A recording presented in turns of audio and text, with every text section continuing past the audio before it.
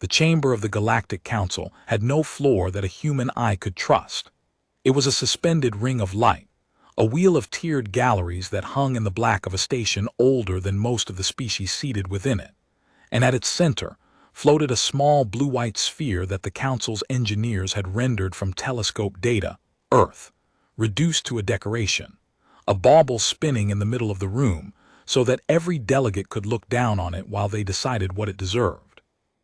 Kaya Serrano stood at the petitioner's rail and watched the little rendered planet turn, and she understood, in the cold way a young person understands a thing that will define the rest of her life, that they had already voted. She was 26 years old. She had crossed 40 light years folded into a diplomatic pod meant for beings twice her size, breathing recycled air that smelled of someone else's chemistry, rehearsing arguments she had written and rewritten until the words had worn smooth. She had come to plead, and she saw now, in the way the delegates did not look at her, that pleading had never been on the agenda. The agenda was a formality wrapped around a decision made in some other room, months ago, by beings who had decided that the youngest species at the table would be easier to erase than to include. The Speaker of the Council was a Vareth, one of the tall, pale coordinators who had held the machinery of galactic order together for 11,000 years.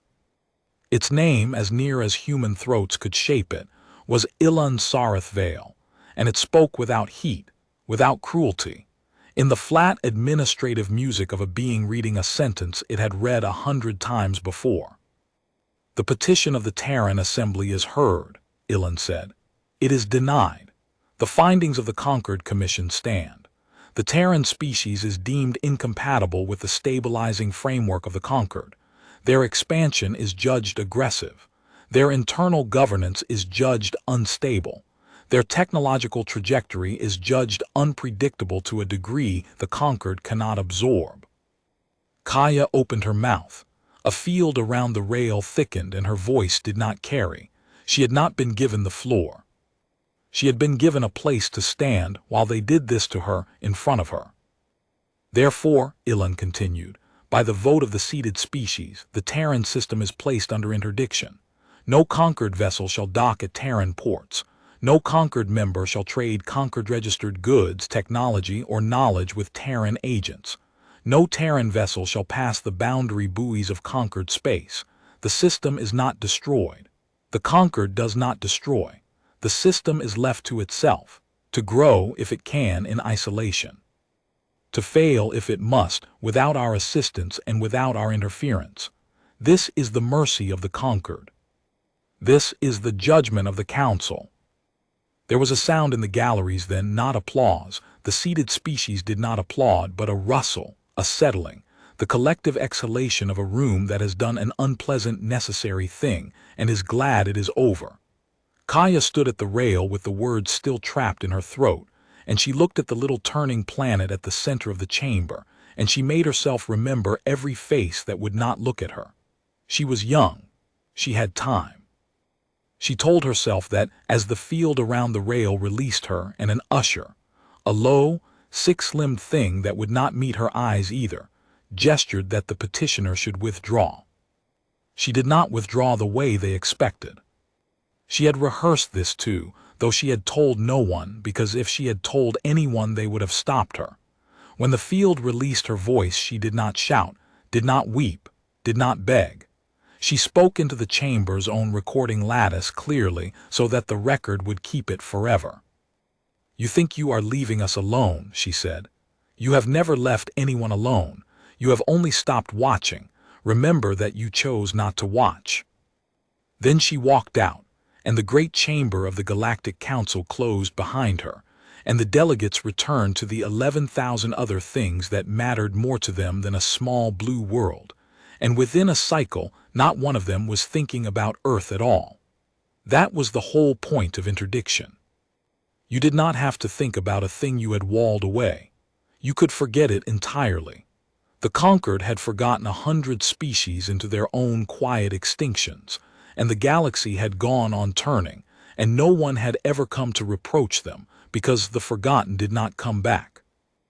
Kaya rode the diplomatic pod home in silence, and she did not sleep, and somewhere in the 40 light years of dark, she stopped being the young woman who had come to plead and became something else. There is a moment, for certain people, when humiliation stops burning and starts to set, like metal poured into a mold, into a shape that will hold for the rest of a life. That moment happened to Kaya Serrano in the dark between the stars, and by the time the pod slid into Earth's orbit, she had already decided the thing that would take her 40 years to prove. They were right that Earth could not fight the conquered. They were wrong about everything else. The assembly received her badly. That surprised no one, least of all Kaya. Earth's government was a young thing too, a nervous federation of old nations that had spent the last century learning to speak with one voice, and had discovered in the process how much it hated the sound. There were factions who had never wanted to petition the council at all, and they used her failure as a club. There were factions who had staked everything on acceptance, and they treated her return as a personal betrayal, as though she had been the one to vote against them. She stood in the assembly hall in Geneva, a real floor, this time, honest stone under her boots, and delivered the council's judgment word for word, and watched the hall come apart into shouting. "Then we are finished," said one of the old delegates, a man named Osric who had spent 30 years arguing that Earth's only future was inside the conquered. "You understand this. Interdiction is not exile, it is strangulation.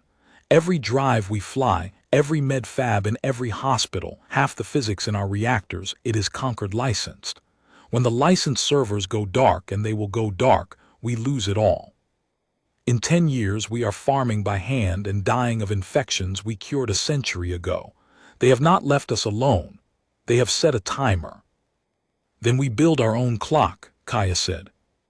The hall laughed at her, not all of it, but enough. She let them laugh. She had learned something in the chamber of light, watching beings 11,000 years old decide her species was a nuisance.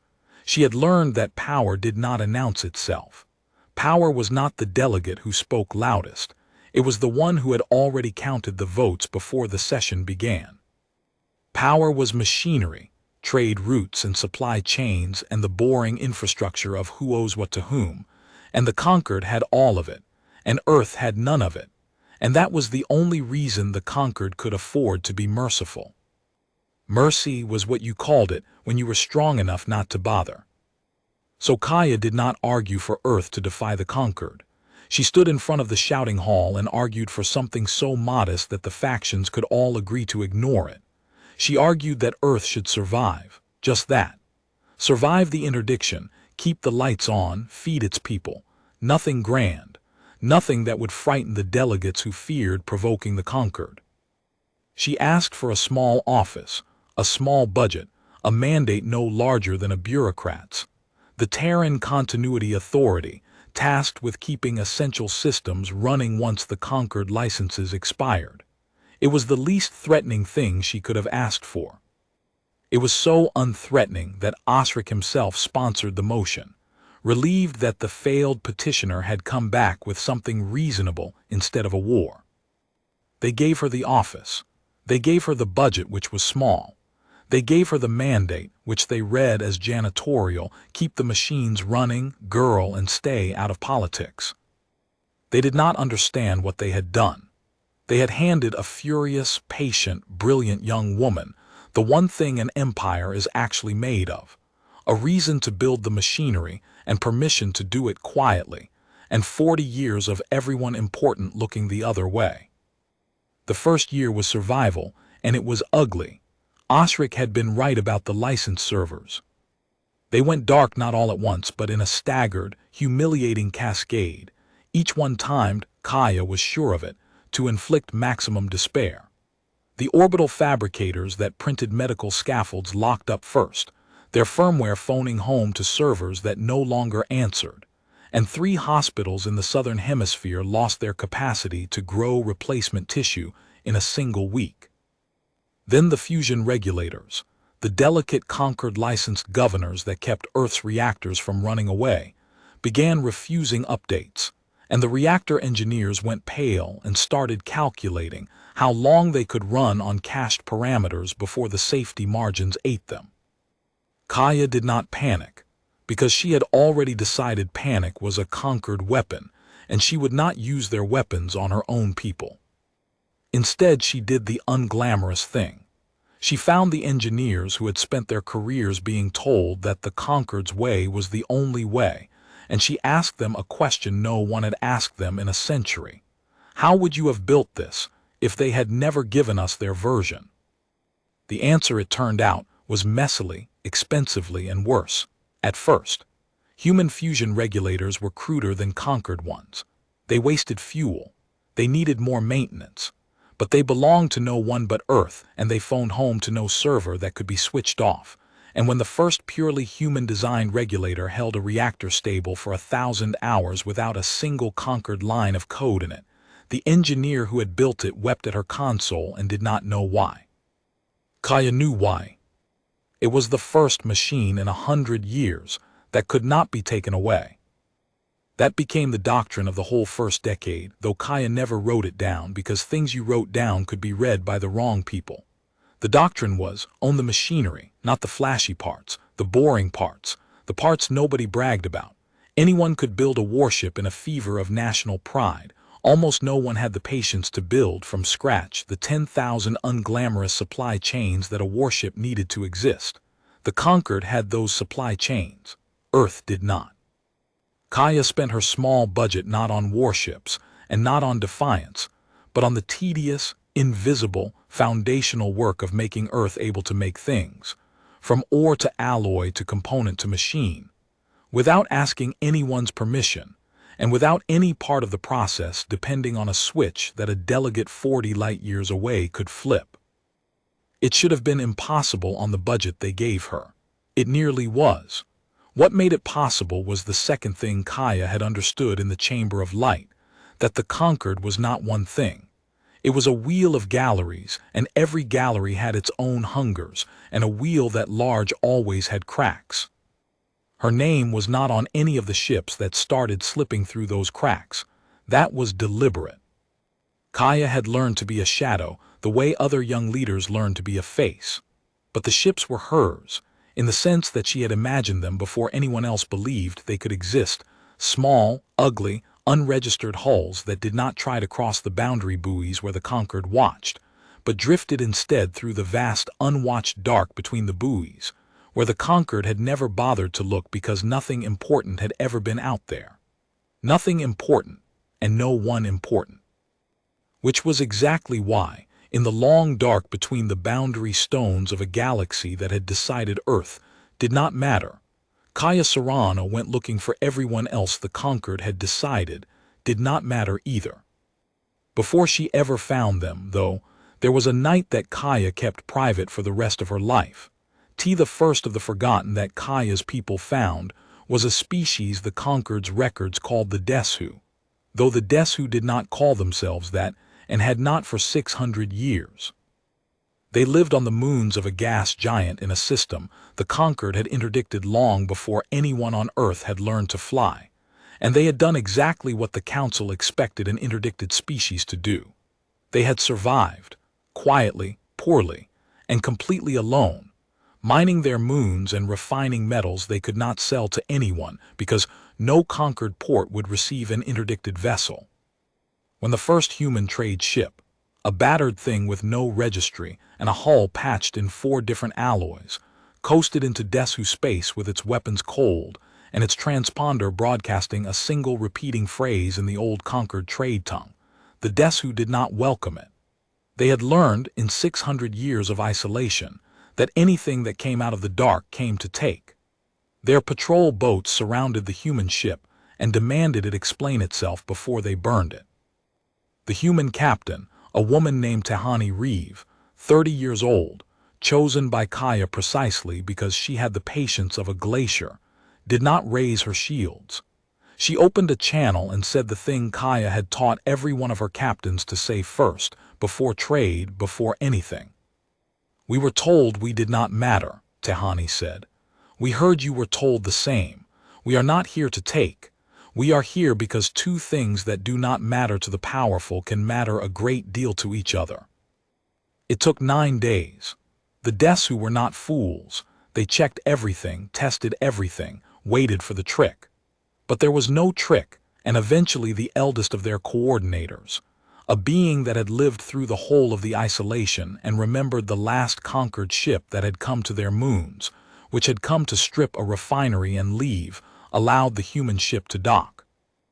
And in the refinery bay, under lights that had not shone on a foreign face in 6 centuries, humanity and the Desu made the first trade that Kaya Serrano's quiet empire was ever built on. It was not a glamorous trade. The Desu had a surplus of a refractory metal that the conquered had once prized, and now could not buy from them. Earth had a surplus of nothing at all, but it had, thanks to a decade of Kaya's tedious foundational work, the ability to make things, to take that refractory metal and turn it into components the Desu had never learned to fabricate, because the conquered had always sold them the finished part and forbidden them the knowledge to make it themselves. The Desu had raw material and no manufacturing. Earth had manufacturing and no raw material. Neither of them alone was anything the galaxy needed to fear. Together, they were the first 2 links in a chain. Kaya understood the chain in a way the conquered never had, because the conquered had built its chain so long ago that it had forgotten the chain was a thing that had to be built. The conquered thought its dominance was a law of nature. Kaya knew it was a habit, an old, deep, unexamined habit of who traded with whom, and habits could be replaced, 1 link at a time, by anyone patient enough and quiet enough to do it below the threshold where the powerful bothered to look. She was patient, she was quiet, and she was, above all, invisible because she had understood from the beginning that the single greatest asset Earth possessed was the conquered's own contempt. The Council had interdicted Earth precisely because it did not think Earth was worth watching. Every watt of attention the conquered spent elsewhere was a watt it did not spend on the small blue world it had already written off. So Kaya fed the contempt. She made sure that the only news that reached conquered ears about Earth was news of struggle, a story of a strangled species farming by hand, exactly as Osric had predicted, exactly as the Council expected. She let them believe the timer was running. She let them believe they had won. Behind the story of the struggling farm world, she built. The second decade was the decade of the network. 1 forgotten species became 3, became 11, became a scattered constellation of the interdicted and the abandoned and the overlooked, species the conquered had strangled, species the conquered had bypassed, species that had never been grand enough for the conquered to bother strangling in the first place. None of them, alone, mattered. That was the entire logic of the thing. Kaya was not building an alliance of the powerful. She was weaving together the powerless, and she was doing it with the one instrument the conquered could not interdict, because the conquered did not even recognize it as an instrument. Trade. Not charity. Kaya was very clear about that in the private councils where she shaped the doctrine. Charity created dependence, and dependence resented you, and resentment was the crack through which empires died. What she built instead was mutual necessity, a web in which the Desu needed Earth's manufacturing and Earth needed the Desu's metals, and a third species needed both and was needed by both, until the web itself became a thing that none of its members could afford to see fail, because to fail it was to fail themselves. She did not ask anyone to love Earth. She asked them to need the web. Love was fragile, need was structural. And the web grew, in the dark between the boundary stones, along routes no conquered chart had ever marked, carrying goods no conquered ledger ever recorded, in ships that belonged to no registry and answered to no license, and could not be switched off from 40 light years away. It grew slowly, which was the only way it could grow without being seen, and it grew in the one dimension the conquered had stopped measuring, the dimension of things that did not matter. Kaya was 38 the year the network first showed her its own strength, and it showed her in the form of a crisis she had not engineered and could not have.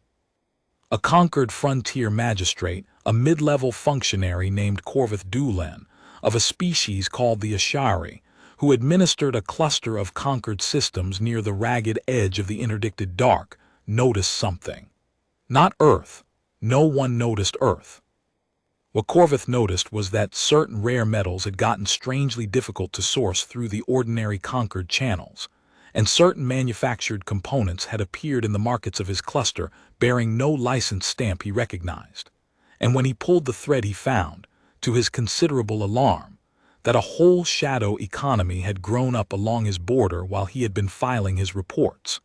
He did not understand what he had found. He assumed it was smuggling, some conquered species running an unlicensed racket.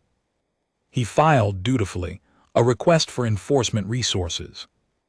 The request went up the wheel of galleries and died there, because the council of that era had exactly as much interest in a frontier magistrate's smuggling report as the council of Kaya's youth had had in a small blue world. Smuggling was not a threat to the conquered. Smuggling was a rounding error.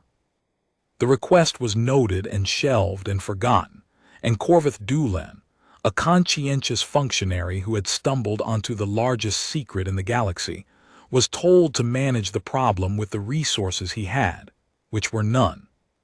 Kaya heard about Corvith's report through the network, because the network by then had ears in places the conquered did not know were listening, and she made a decision that told her captains, more than any speech, what kind of empire she intended to build. She did not have Corvith killed. She did not have his report intercepted or his ship sabotaged. Story 2's ghosts, if they had watched her, would have expected blood. Kaya had learned from older mistakes than her own. Instead, she sent Tehani Reeve, now a graying veteran of the dark roots, to find Corvith Doolan and offer him the one thing the conquered had never offered a mid-level Ashari functionary in the whole of his career: to matter. "You found us," Tehani told him, in the cramped ready room of his own patrol cutter, having arrived without weapons and without warning in a way that told Corvith these people could have killed him whenever they liked and had chosen a conversation instead. "The council threw your report away. They will throw the next one away, and the one after that, until your career ends the way careers on this border always end, quietly, unrecorded, forgotten. Or you can be the magistrate who was smart enough to see the future before it arrived. We are not smugglers. We are the thing your conquered decided was not worth watching. We are building something, and we would rather build it with the people on this border than around them." Corvith Doolan did not agree that day, or the day after. He was conquered to his marrow, and the conquered had raised him to believe that its order was the only order that had ever kept the galaxy from tearing itself apart. But he was also a being who had spent 40 years being useful to an institution that had never once been grateful, and Tehani had named that wound with a precision that frightened him. He asked for time. Kaya, through Tehani, gave it to him, years of it, and in those years Corvith watched. He watched the council continue to ignore the border he administered. He watched his requests die, and he watched, on the other side, the quiet web treat him not as a functionary to be managed, but as a person whose choices mattered. By the time Kaya was 42, Corvith Doolan had not defected. He never formally defected, and that was the genius of it, but the metals that flowed through his cluster flowed a little more freely, and the components that appeared in his markets went a little less examined, and the reports that went up the wheel of galleries grew, month by month, a little more reassuring. Nothing to see here. The border is quiet. The interdicted worlds are failing as expected. Corvith Doolan had become, without ever admitting it to himself, the first conquered citizen to hold a door open for the empire growing in the dark. He would not be the last. This was the thing the council had never understood about the beings it ruled, and Kaya had understood it before she was 30. The conquered governed by contempt, and contempt is a debt. Every species it had overlooked, every functionary it had used and never thanked, every world it had strangled and forgotten. Each of them was a small, unpaid debt, and the conquered had been running up those debts for 11,000 years, secure in the belief that the poor and the forgotten and the overlooked would never find a way to collect. Kaya Serrano was building the collection agency. She was building it out of everyone the conquered had decided did not matter, and the conquered could not see it, because to see it the conquered would have had to start believing that the things it had discarded were worth looking at. And that was the one thing 11,000 years of dominance had made it constitutionally unable to do. There were failures. Kaya never let herself forget the failures, because she had watched a chamber of light forget an entire species, and she had promised herself she would never become the thing that forgot. There was a convoy lost to a stellar hazard in an uncharted route, 40 crew from 3 species dead in the dark, and Kaya read every name and wrote to every family, human and otherwise, in her own hand. There was a forgotten species, the Vel, a proud people the conquered had strangled 2,000 years before, who did not want the web, who saw in Earth's outstretched hand only a new master wearing a kinder face, and who told Tehani Reeve to leave and never return. Kaya let them refuse. She had built the whole thing on need, not conquest, and a thing built on need had to allow the freedom to say no, or it was just the conquered with a different flag. She sent the Vel no ships, no pressure, no punishment.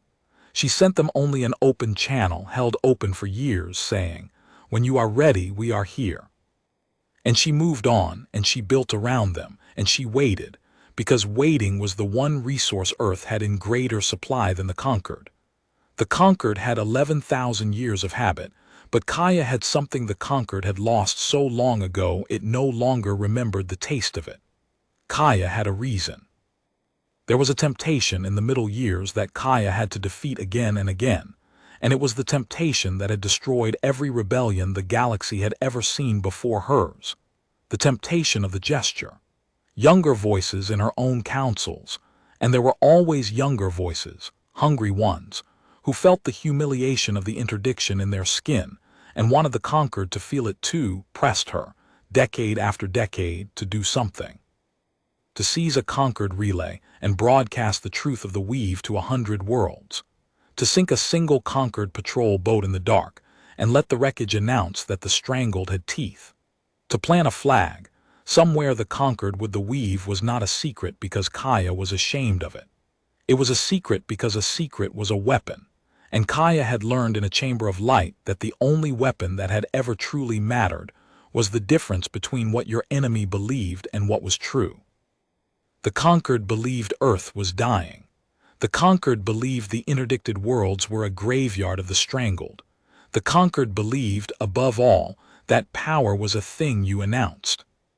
As long as those 3 beliefs held, the weave could grow to any size at all, and the conquered would go on not seeing it, because the conquered had trained itself over 11,000 years to see only the things that announced themselves. So Kaya announced nothing. She let the years do what years do to attention. She was 54 the winter the Assembly in Geneva tried, for the 4th time, to shut the Terran Continuity Authority down. This was the danger she had lived with the whole time, the danger she thought about more than the conquered itself. That Earth would destroy the weave before the conquered ever noticed it existed. Because the weave was invisible to Earth's own politicians too, or nearly so. Its true scale known to perhaps 40 people on the entire planet. And to the Assembly, the Continuity Authority looked, after 4 decades, like a bloated janitorial office that had somehow acquired ships and budgets, and a strange gray-haired woman at its head who answered questions about her operations with a smoothness that made the delegates uneasy. There were always factions on Earth who feared provocation more than they feared extinction, who would rather be safely forgotten than dangerously free, and every decade or so one of those factions gathered enough votes to demand that the authority open its books and justify its existence. Osric was long dead by then, but Osric's political heirs were not, and they had inherited his conviction that Earth's only sane course was to keep its head down and pray the conquered's timer had a mercy in it. They stood in the Assembly Hall, the same honest stone floor Kaya had stood on at 26, and they said the authority had exceeded its mandate, that it was running a shadow foreign policy, that its unregistered fleet risked provoking the very conquered retaliation that would end them all. And they were not wrong. That was what made it dangerous. Every word they said was technically true, and truth in the wrong room at the wrong moment could unravel 40 years of dark patient work in an afternoon. Kaya went to the hall herself, which she almost never did, because a shadow that steps into the light stops being a shadow. She stood before the assembly, an old woman now where once she had been the youngest voice in a chamber that would not let her speak, and she made the hardest speech of her life, a speech whose whole purpose was to say almost nothing, to reassure without revealing, to make the frightened factions feel heard while giving them not one fact that could travel 40 light years and end her. "You are right to be afraid," she told them, and that disarmed them because they had expected defiance. "The conquered could still crush us. It has the strength. It has always had the strength. Nothing I have built could stop a conquered fleet if a conquered fleet came tomorrow. So I will tell you what I have built, and you will understand why it is safe, and then you will decide." She lied to them then, but she lied with the truth, which is the only lie that survives scrutiny. She told them the authority had spent 40 years making Earth self-sufficient, which was true. She told them it had opened quiet trade with a handful of other isolated worlds to secure raw materials Earth could not produce, which was true, and which sounded modest, and which was the outermost visible edge of a thing whose true size would have stopped their hearts. She did not tell them the number of worlds. She did not tell them the word weave. She let them believe she had built a lifeboat when she had in fact built a continent. And she let them believe it because the alternative was letting a frightened assembly leak the continent to the conquered, one loose word at a time. "We are not defying the conquered," she said, and this was the truest thing she said all day and the most important because she had always meant it. "We have never fired on a conquered ship. We have never crossed a boundary buoy. We have broken no law of the conquered's making, because the conquered made no law against a strangled world learning to feed itself, or against two forgotten peoples trading in a dark that the conquered abandoned. We are not their enemy. We are only, at last, no longer their dependent. And the day is coming, not soon, but coming, when we will be strong enough that the conquered will have to decide what to do about a species it can no longer ignore.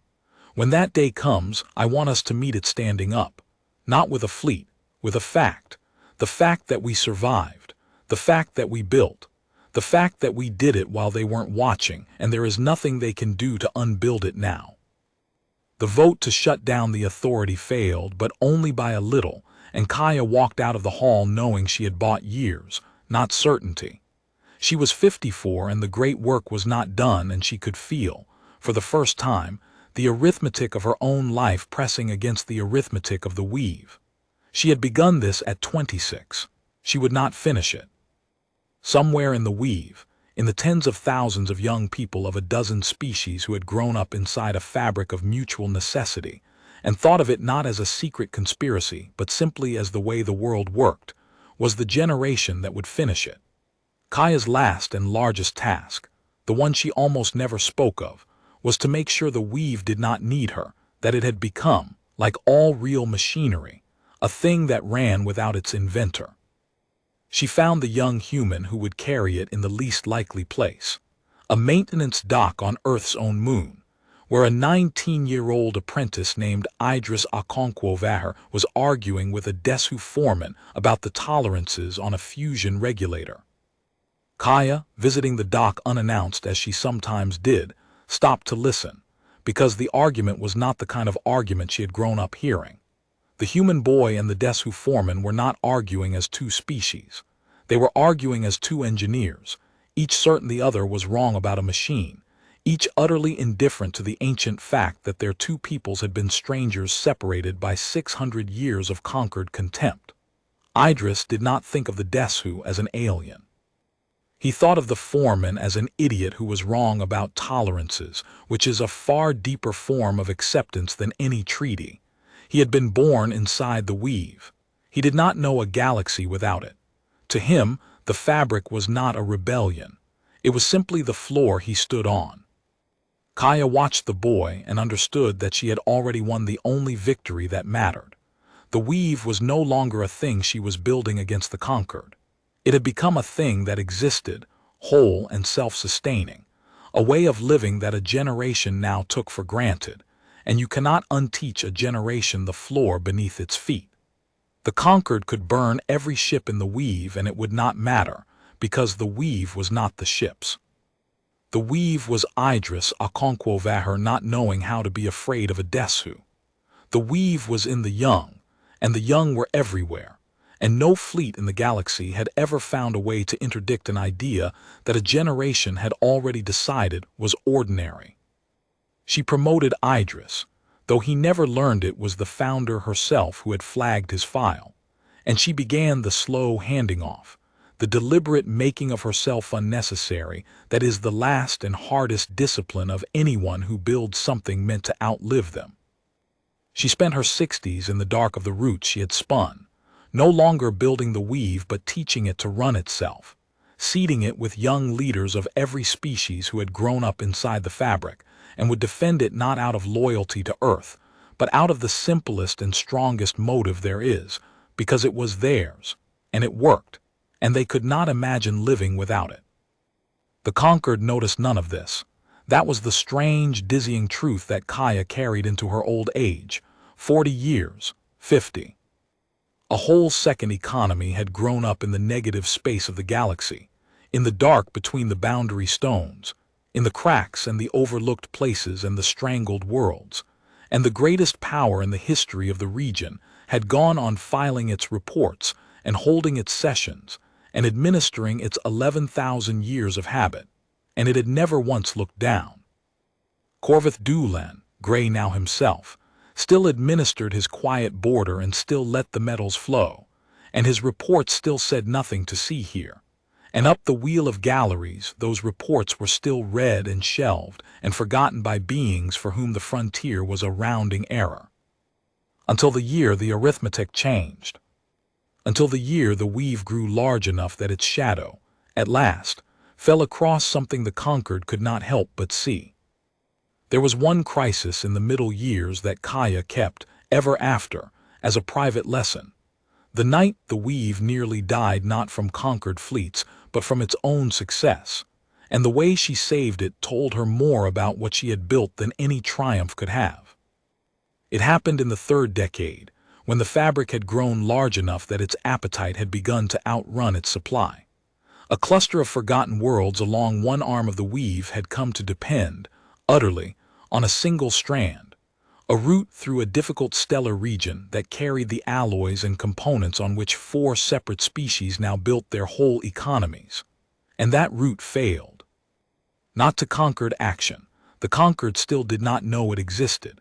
It failed because a young star in the region woke, as young stars do, and threw out a storm of radiation that made the corridor lethal for the better part of a Terran year, and there was no other charted way through, and 4 worlds that had learned, at last, to depend on each other found their dependence turned suddenly against them.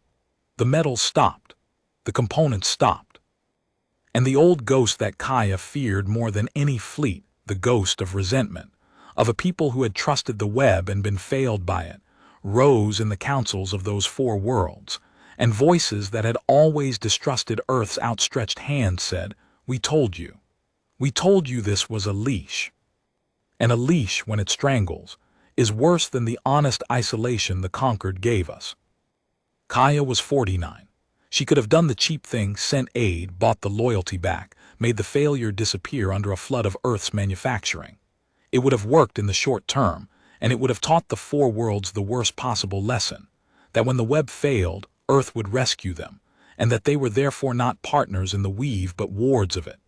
Kaya had spent 30 years refusing to build an empire of wards, so she did something harder and slower and far more dangerous.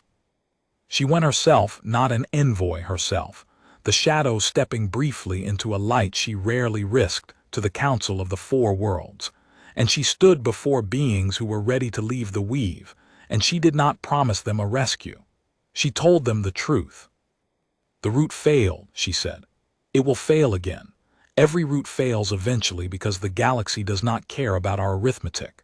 If you leave the weave over this, you are right to, because a web that cannot survive a failed route is not a web. It is a trap, and you should not stand inside a trap. So do not trust the web. Trust the thing beneath the web.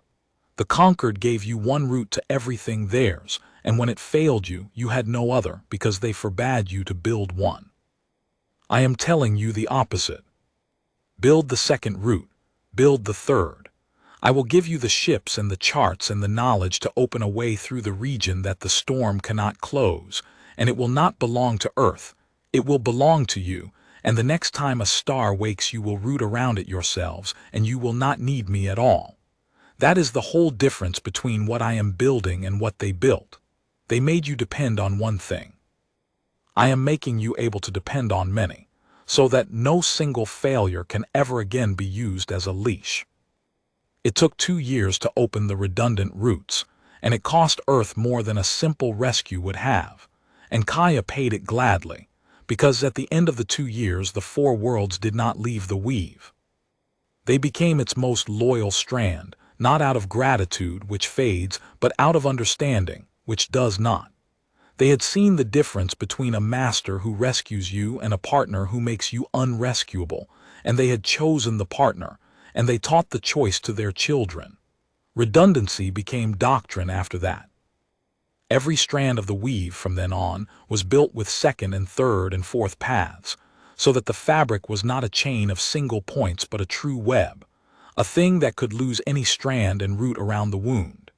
It made the weave slower to build and more expensive to run, and it made it, in the one way that mattered, indestructible, because you cannot strangle a thing that has learned to breathe through 100 throats. The conquered, when it finally found the weave, would look for the center, the single node whose destruction would collapse the whole. That was how the conquered thought.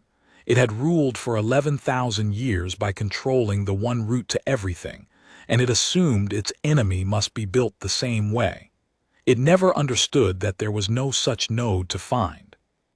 Kaya Serrano had spent a crisis and 2 years and more of Earth's treasure than she ever admitted to the Assembly, in the 3rd decade of the work, making certain there would never be a single thread the conquered could cut. She had built a web on purpose, in every sense of the word, and a web is the one structure in the galaxy that grows stronger the more of it you try to tear. If the metals were the body of the weave and the knowledge was its mind, then the thing Kaya built in her 50s was its bones. The hidden industry, the deep forges, the places where the fabric made not components but the machines that made components, the tools that made tools, the self-replicating heart of any real economy that no one ever sees because it lives underground and underwater, and in the cold dark where the powerful never go. The conquered had never let the strangled worlds build such things.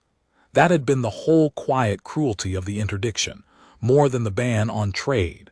The conquered did not forbid you to have machines, it forbade you to have the machines that make machines.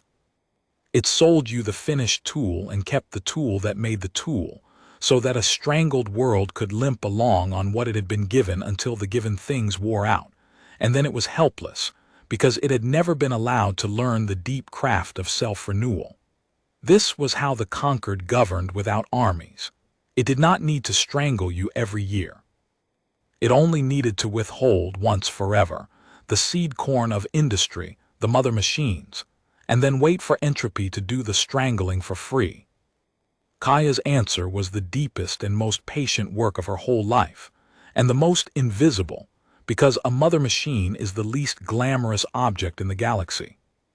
She gathered the metallurgy of the Desu and the flow mathematics of the Amu and the century patience of the Orn and the raw manufacturing of Earth, and she set them to a single generational task, to build from first principles without one conquered licensed line of code or one conquered design part, the full closed loop of self-replicating industry.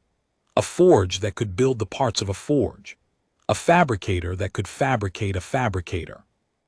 The seed corn the conquered had spent 11,000 years withholding, grown at last in the dark, by the very worlds the conquered had judged incapable of growing it.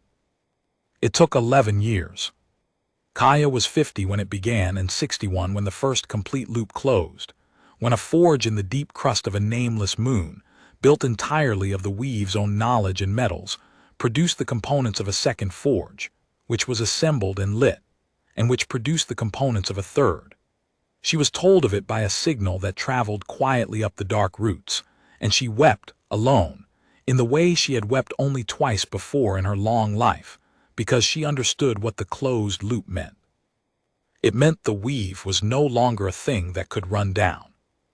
It meant that even if the conquered found every route and burned every ship and killed every leader, some deep forge on some cold moon would go on making the machines that made the machines, and from a single surviving loop the whole fabric could be regrown. The interdiction was broken not on the day the conquered lifted it, 20 years later, but on the day the first mother machine gave birth to the second, in the dark, where no one watched.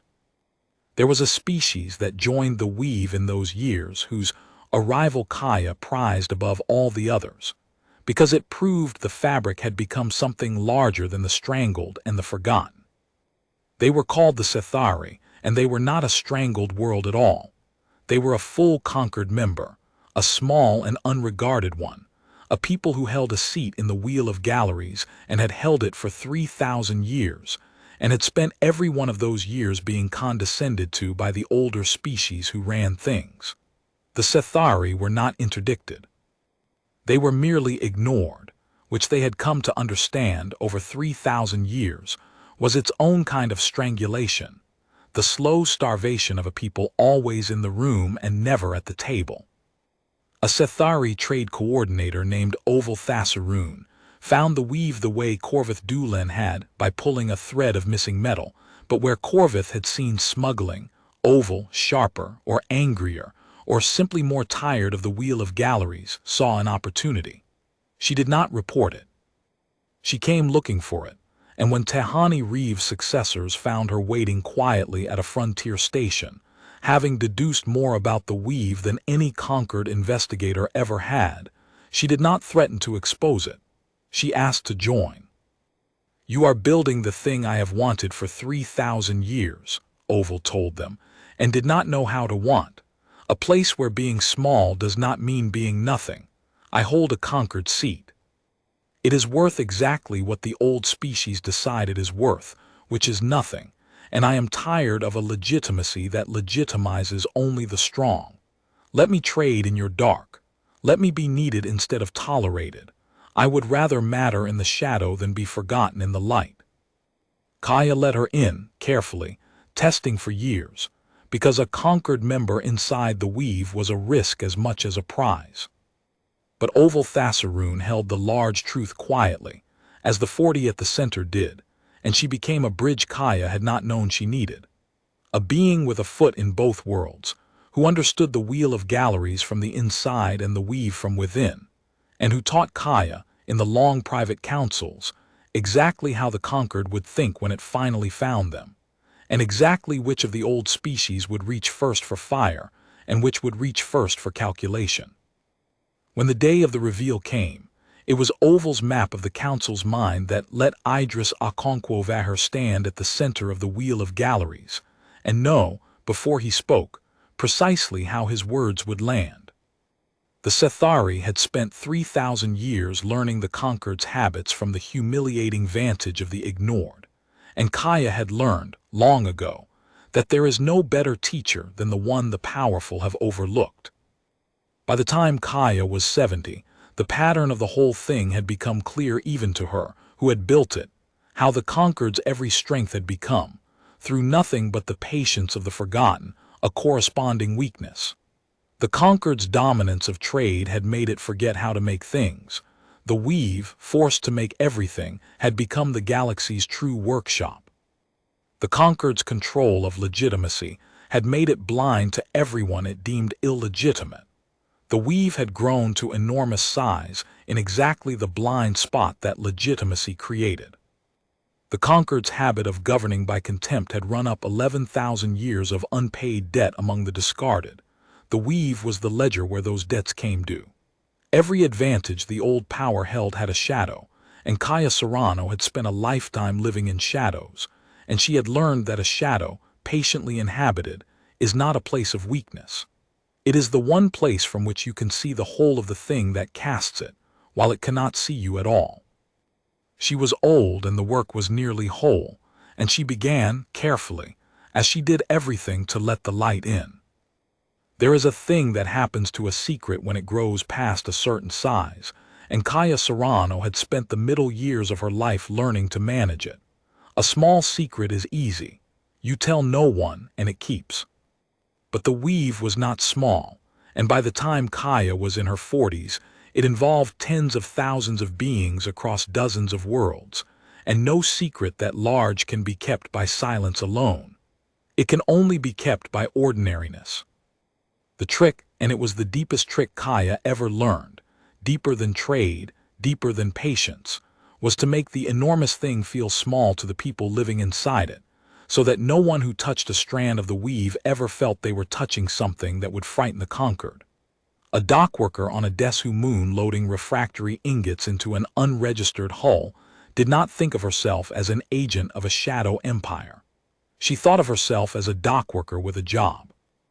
A human fabricator on Earth's moon assembling regulators from those ingots did not think he was undermining 11,000 years of galactic order.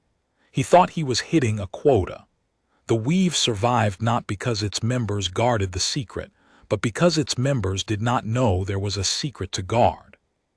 Only the 40 at the center knew the shape of the whole thing, and the 40 had been chosen, over decades, for the single rarest quality Kaya knew how to test for: the ability to hold a large truth quietly.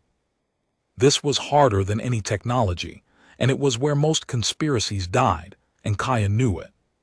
History, human and otherwise, was a graveyard of secret movements that had grown large enough to be discovered, and then destroyed themselves in the moment of discovery, through a boast, a betrayal, a single proud fool who could not bear that the powerful did not know what he had built. Kaya hunted that fool constantly. She built the weave to have no single point where a boast could bring it down, no central registry that a defector could carry to the conquered, no one document that mapped the whole fabric.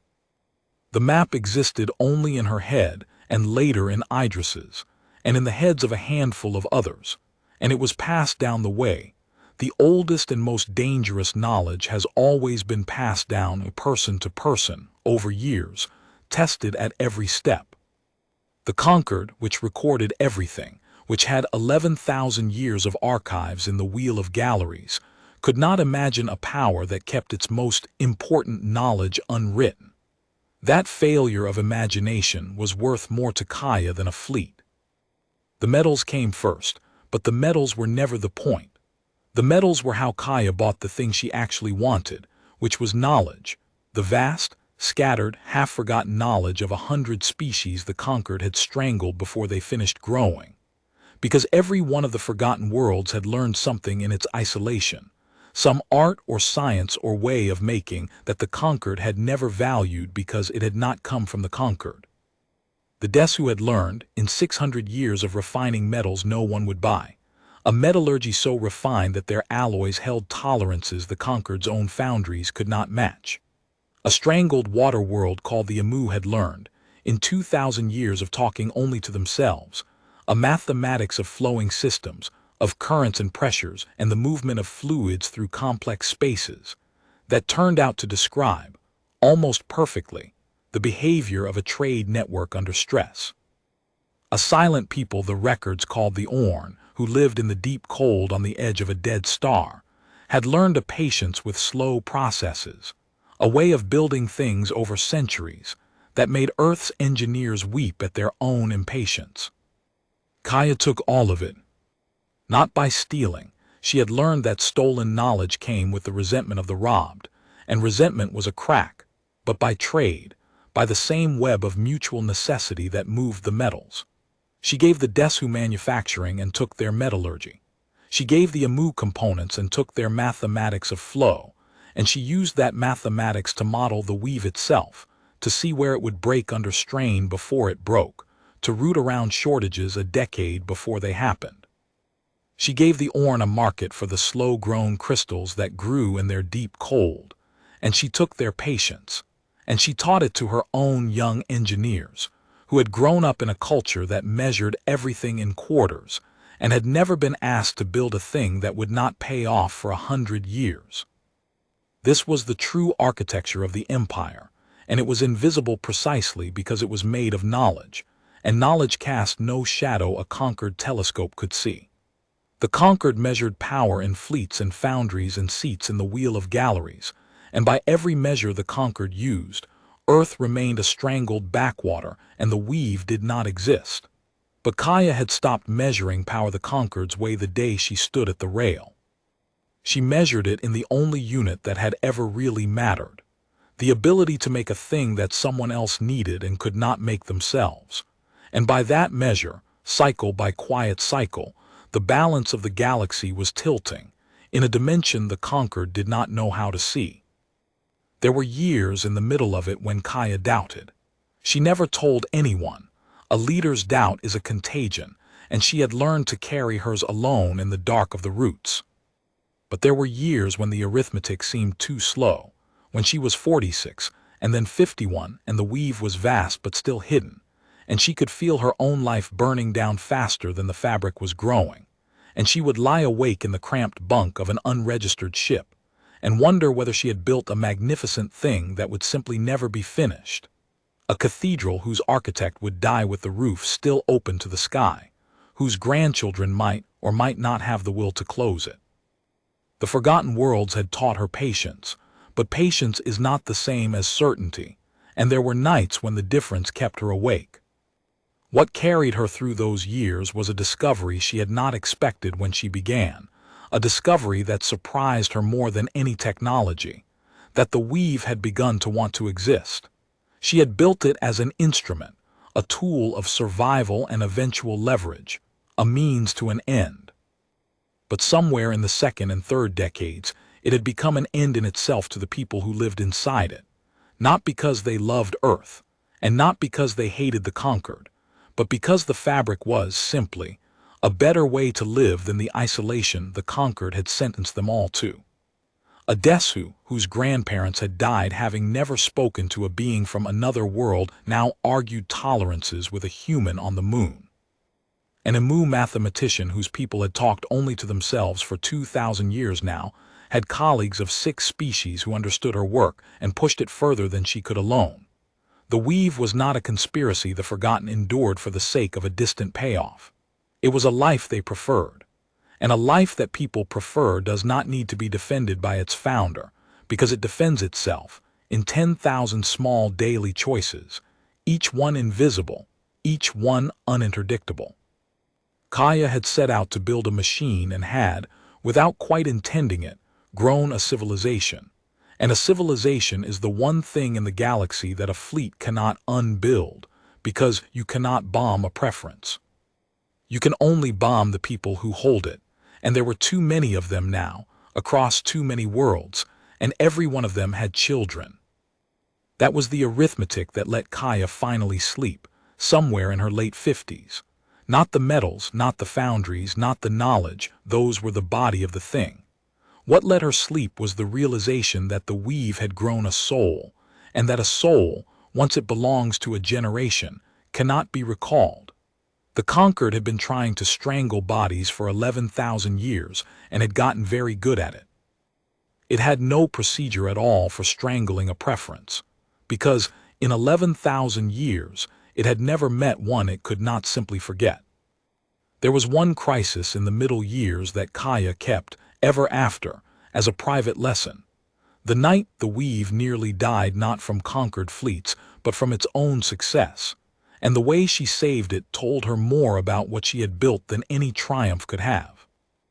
It happened in the third decade, when the fabric had grown large enough that its appetite had begun to outrun its supply. A cluster of forgotten worlds along one arm of the weave had come to depend, utterly, on a single strand, a route through a difficult stellar region that carried the alloys and components on which 4 separate species now built their whole economies. And that route failed. Not to conquered action. The conquered still did not know it existed. It failed because a young star in the region woke, as young stars do, and threw out a storm of radiation that made the corridor lethal for the better part of a Terran year, and there was no other charted way through, and 4 worlds that had learned, at last, to depend on each other found their dependence turned suddenly against them. The metals stopped. The components stopped. And the old ghost that Kaya feared more than any fleet, the ghost of resentment, of a people who had trusted the web and been failed by it, rose in the councils of those four worlds. And voices that had always distrusted Earth's outstretched hand said, "We told you. We told you this was a leash. And a leash, when it strangles, is worse than the honest isolation the conquered gave us." Kaya was 49. She could have done the cheap thing, sent aid, bought the loyalty back, made the failure disappear under a flood of Earth's manufacturing. It would have worked in the short term, and it would have taught the four worlds the worst possible lesson, that when the web failed, Earth would rescue them, and that they were therefore not partners in the weave but wards of it. Kaya had spent 30 years refusing to build an empire of wards, so she did something harder and slower and far more dangerous.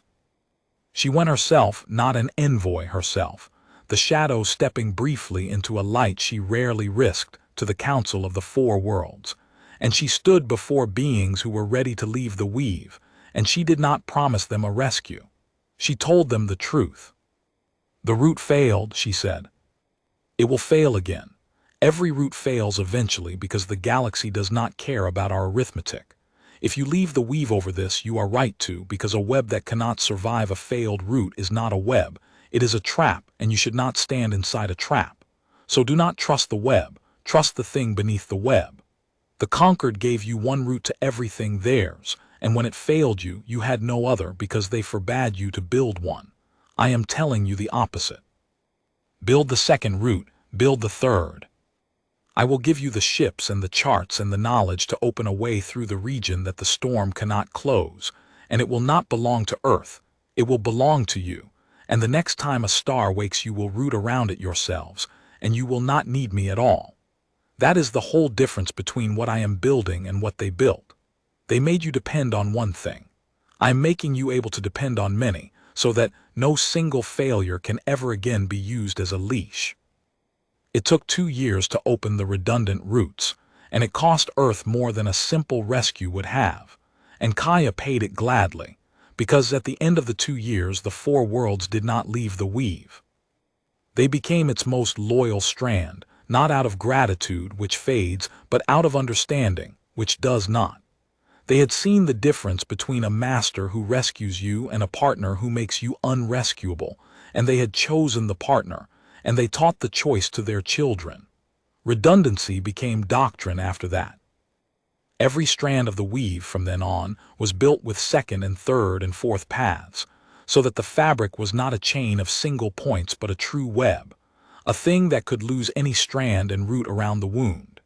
It made the weave slower to build and more expensive to run, and it made it, in the one way that mattered, indestructible, because you cannot strangle a thing that has learned to breathe through 100 throats. The conquered, when it finally found the weave, would look for the center, the single node whose destruction would collapse the whole. That was how the conquered thought. It had ruled for 11,000 years by controlling the one route to everything, and it assumed its enemy must be built the same way. It never understood that there was no such node to find. Kaya Serrano had spent a crisis and 2 years and more of Earth's treasure than she ever admitted to the Assembly, in the 3rd decade of the work, making certain there would never be a single thread the conquered could cut. She had built a web on purpose, in every sense of the word, and a web is the one structure in the galaxy that grows stronger the more of it you try to tear. Council did what Kaya had known it would do, because she had spent 60 years studying the one thing the conquered could not change about itself, its habits. It reached first for force. There was a faction in the Wheel of Galleries. There is always such a faction, in any power that has been supreme too long to remember being challenged, that argued the only answer to insolence was fire. They said the weave was a fabric, and fabric burned, and one demonstration at the heart of it, one conquered fleet arriving over the small blue world that had started all of this, would show the frontier the price of choosing the strangled over the strong. They ordered the fleet. 12 capital hulls out of the ancient foundries of Halavar Prime, the largest projection of force the conquered had assembled in 3 centuries, folded space toward the origin of every route on the investigator's chart, toward Earth. And they found, when they arrived, that the arithmetic had already changed under them, and that Kaya Serrano had spent 60 years making certain it would. Earth did not meet the fleet with a wall of warships, because Kaya had never built a wall of warships. She had understood at 26 that Earth could not outfight the conquered and had refused, for 60 years, to waste a single strand of the weave pretending otherwise. What the fleet found instead was worse than warships. It found that the 12 capital hulls, ancient and mighty and 6,000 years proud, could not be maintained. Their refractory foundries were slowing back home, for want of the very metals now flowing into the weave. Their drive regulators, their medfabs, their component supply, every unglamorous link in the long boring chain that a warship needs to exist, ran through a conquered logistics network that had been quietly hollowing out for 2 generations, while the conquered looked the other way. The fleet arrived over Earth at the end of a supply line that was already fraying, and it hung there in the dark, and it discovered that a fleet is not the ships. A fleet is the 10,000 invisible things behind the ships, and Kaya Serrano had spent 60 years learning to make those 10,000 things, and the conquered had spent 11,000 years forgetting how. Earth did not fire. That was the discipline Kaya had built into the whole of it, the discipline she had held since the Chamber of Light. Never be the one who breaks the law, because the law is the enemy's weapon, and a strangled world that fires first hands its executioners the story they need. Earth simply held station, its ugly unregistered ships forming no threatening line, its people going about the business of a world that had learned to feed itself, and it let the conquered fleet hang there in orbit and confront the thing that Kaya had built out of the conquered's own contempt. The fact that the fleet could destroy Earth once, and then would find itself stranded at the far end of a broken supply chain, in a galaxy where every frontier world it needed had already chosen the weave, with no foundries to build replacements and no forgotten worlds left willing to be forgotten. The fleet could win the battle, it could not win the arithmetic. And the beings who commanded it, when they understood this, when they understood that they had come to make a demonstration and had instead demonstrated to a watching galaxy exactly how hollow the old power had become, did the only thing 11,000 years of habit could not prevent them from doing. They calculated. The conquered had always governed by calculation, and the calculation had always favored the conquered, and now, for the first time in the history of the Wheel of Galleries, it did not. To destroy Earth was to gain a dead world and lose a galaxy. To recognize Earth was to lose the fiction of supremacy and keep everything else. The fleet withdrew. It withdrew without firing, folding space back toward the slowing foundries of Halavar Prime, and every frontier world along its path watched it go, and understood what it meant, and the understanding traveled faster than any drive. The old power had reached for its oldest weapon, and the weapon had not worked, and a thing that had been true for 11,000 years had quietly stopped being true. Kaya Serrano was 81, and she watched the fleet withdraw from a monitoring station on Earth's moon, in the same maintenance dock where she had once heard a boy argue tolerances with a Desu foreman, and she did not celebrate. She had learned in a chamber of light that power did not announce itself, and she was too old and too disciplined to start announcing hers now. She simply watched the 12 hulls fold away into the dark, and she thought of the young woman who had crossed 40 light years in a pod too large for her, rehearsing arguments that a room of light would not let her speak. She had told them that day the only true thing she knew. You think you are leaving us alone. Remember that you chose not to watch. It had taken 60 years for the sentence to come due. She had always known it would take about that long. She had been young enough that day at the rail to have the time.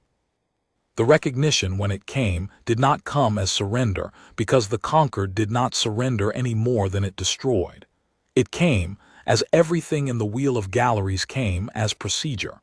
A new session was convened. A statute was amended.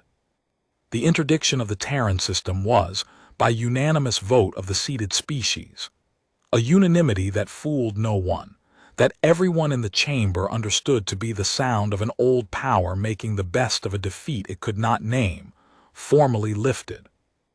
And a new seat was added to the wheel of galleries. And then, because the weave was not Earth alone, and Kaya had never let it become Earth alone, a dozen new seats, one for each of the largest strands of the fabric, so that the Desu and the Vel and the forgotten peoples of the dark took their places in the chamber of light beside the 11,000-year species that had once written them off. It was not an empire the way the conquered was an empire. That was the thing the historians of every species would spend the next centuries trying to explain, and the thing that Kaya, in the last of her private councils, was proudest of. Earth did not conquer the galaxy. Earth did not rule the weave. The weave had a dozen centers, and Earth was only the first and the oldest of them, a first among equals that held its place not by fleets, but by the plain fact that it made things no one else could make, and had never once used that fact to demand deference. The empire Earth built in the shadows was not an empire of subjects. It was an empire of the unforgettable, a fabric of peoples the conquered had discarded, woven so tightly into mutual necessity that no power in the galaxy could ever again pull a single one of them out of the light and pretend it did not matter. Kaya Serrano lived 4 more years. She spent them the way she had spent the 60 before them, quietly out of the light, making herself unnecessary, and when she died the weave did not falter, because she had built it to run without her, which is the only true measure of a thing that is meant to last. Idris Okonkwo-Vaher spoke at her memorial, and he did not call her a conqueror or an empress or a founder, because she had forbidden those words in her own testament. He called her, instead, the woman who had understood the one thing the powerful always forget. They told her she did not matter, Idris said, to a hall that held a dozen species who had once been told the same. They thought contempt was strength. She knew it was a debt, and she spent her whole life in the dark where they would not look, teaching the galaxy how to collect. They buried her on Earth in honest stone, on the small blue world. A chamber of light had once rendered as a bauble to look down on, and had forgotten within a single cycle. And on the day of her burial, ships from 100 worlds that the conquered had once discarded folded quietly into orbit above her. No fleet, no threat, no demonstration. Only the unforgotten come to stand watch over the one who had refused to let them be forgotten. And the small blue world, which the greatest power in the history of the region had strangled and abandoned and written off, turned in the middle of all of them, no longer a decoration in someone else's chamber. No longer a thing to be looked down on, but exactly what a young woman at a rail had promised, 60 years before, that it would one day be. The quiet center of a galaxy that had finally, and forever, learned to watch.